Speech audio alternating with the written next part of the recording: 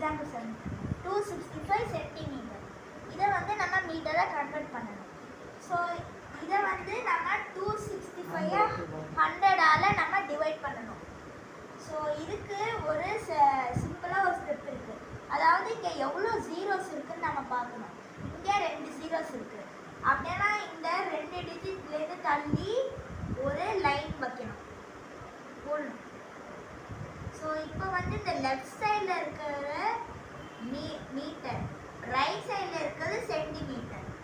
So இப்போ நம்மளுக்கு answer சிம்பிளாகவே வந்துடுச்சு. அதாவது 2 மீட்டர் 65 சென்டிமீட்டர். ஸோ இதுதான் நம்மளோட வீடியோ. ஸோ இதே மாதிரி நம்ம கண்டினியூ பண்ணிகிட்டே போவோம். ஸோ இந்த வீடியோ உங்களுக்கு பிடிச்சிருந்தா கண்டிப்பாக லைக்